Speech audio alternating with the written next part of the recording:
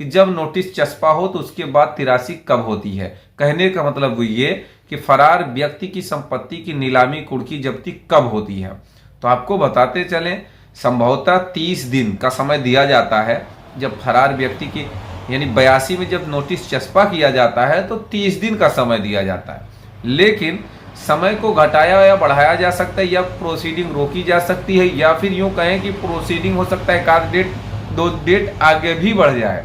लेकिन अगर आप आना चाह रहे हैं तो 82-83 पर भी स्टे भी मिल जाता है। NBW+82 पे सीधे आप हाई कोर्ट जाएंगे, स्टे लेके उसके बाद सरेंडर करके बेल करा लें, ये भी प्रोविजन है। लेकिन आज सवाल ये है कि 82-83 की पूरी प्रक्रिया को बताना। कहने का मतलब ये पूरी प्रक्रिया के दौरान कब क्या होता है इसके बारे में आपको बताया जाएगा आज के इस वीडियो में।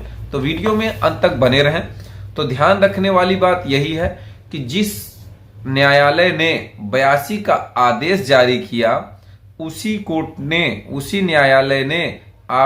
न्यायालय द्वारा आपके खिलाफ 83 का आदेश भी जारी किया जाता है। कहने का मतलब ये कि 82 की नोटिस चस्पा के बाद जो कुर्की का आदेश है वही न्यायालय जारी कर सकता है। अगर बात करी जाए कि संपत्ति बेचकर अब कब, मान लीजिए जाए, ये होता नहीं है कि लोग पूछते हैं कि कब 83 जारी किया जाएगा। जब न्यायालय को ये लगेगा कि ये संपत्ति बेचकर कहीं भागने वाला है, या इस प्रॉपर्टी को कानून यानी कानूनी तौर पे जो माननीय न्यायालय का क्षेत्राधिकार है उससे हटाकर दूसरे जगह ले जाने वाला है, इस तरह की अगर बात आती है तो ही कुर्की का आदेश जारी किया जाता है। अब सवाल यह है, जो 83 का आदेश है तभी जारी किया जाता है।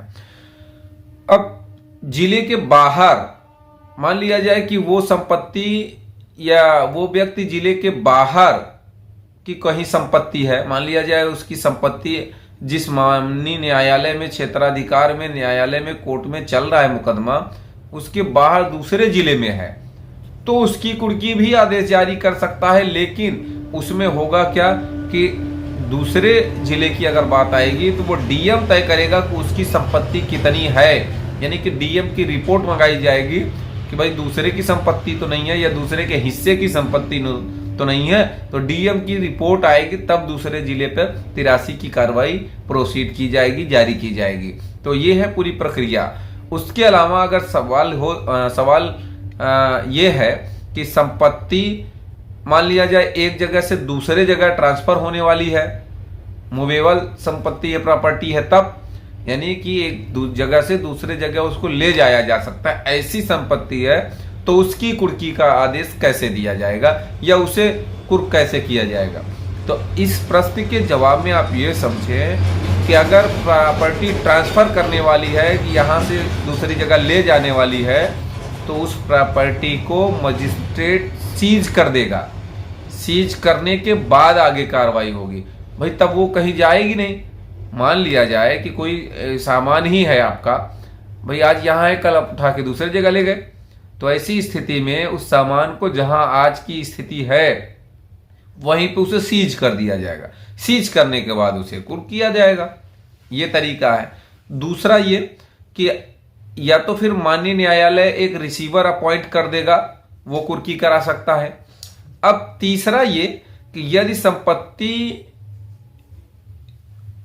को कोई व्यक्ति कुर्क होने से रोक रहा है, यानी कुर्की होने से कोई व्यक्ति उस संपत्ति को कुर्क होने से रोक रहा है, आपत्ति लगा रहा है, तो ऐसी स्थिति में उसी के बिहाफ पर संपत्ति को रखने के लिए उसे ही दे दिया जा सकता है। उसी के बिहाफ पर कुर्की की जाएगी, तय किया जाएगा कि कब नीलामी होगी, क्या होगी। अब यानी कुल मिला के सीधी सी बात यह है, कब्जा लेकर कुर्की किया जाता है, रिसीवर जो है रिसीवर अपॉइंट करके या फिर किराए पर देकर।